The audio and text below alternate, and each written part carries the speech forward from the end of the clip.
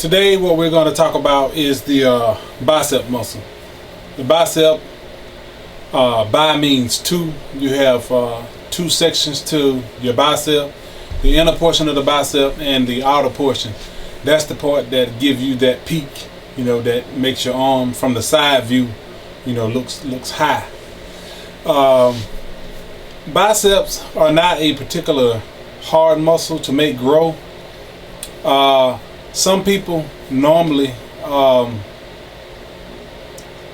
lift too much weight, lift too heavy of a weight for that particular muscle because it's actually a small muscle.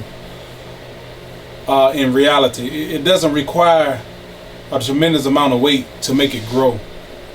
If you get moderate weight and you pump that muscle up and really work the muscle fibers, then you'll get a better chance of having larger arms than you would lifting heavier weights. Because, like I've said 100 times before, when you're lifting heavy weights, you're pretty much working the tendon muscles and not an actual muscle itself.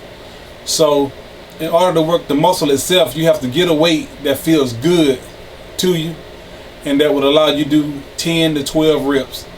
As long as you can stay within that range right there, anywhere from 6 to 12. Let me put it like that. But if you're going to go to 6, you're going to have to increase the weight to get that pump into the muscle. But that's counterproductive. That's pretty much going toward the strength side of things. And it doesn't take strength to build your body up. It takes work. So, there's another muscle that's on the side of the outer bicep called the brachialis. That's a small muscle that fits in between the outer bicep and the tricep. That muscle right there also helps with the illusion of a larger arm from the front. So that's another muscle that you don't want to neglect. You don't want to neglect that muscle because that muscle gives you that detail that a lot of people don't have. And if you want your body to look well rounded, then you want to work every aspect of a muscle, every aspect of it. And the thing about it is, if you stop lifting these incredible amount of poundages trying to develop your body that way, you would have the necessary energy to add a variety of exercises which would allow you to build a better and more proportionate body.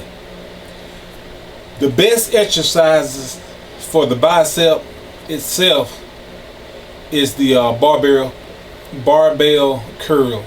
The barbell curl is probably the best exercise that you can get for the bicep because it works the overall bicep.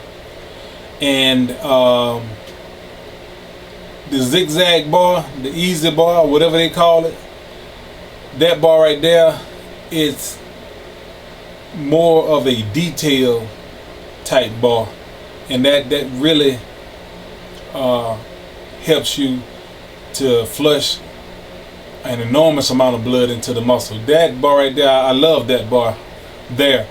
Instead of just doing the straight bar, I love doing the zigzag bar because it stays directly on the bicep and it allows me to get as much blood pumped into that muscle as possible.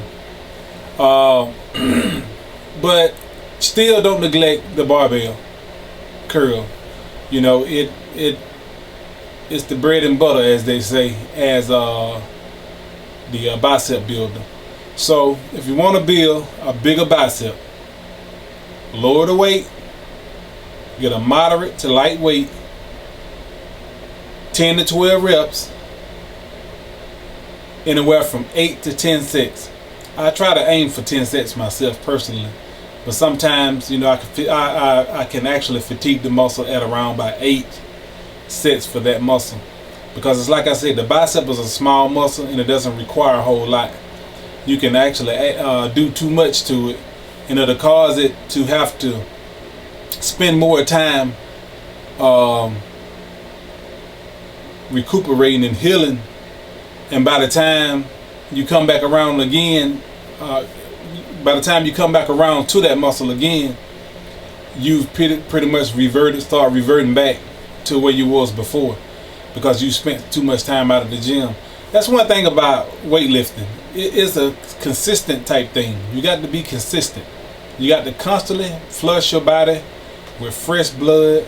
You got to keep it pumped up, and that way you're letting your mind and your brain know what you want your body to do.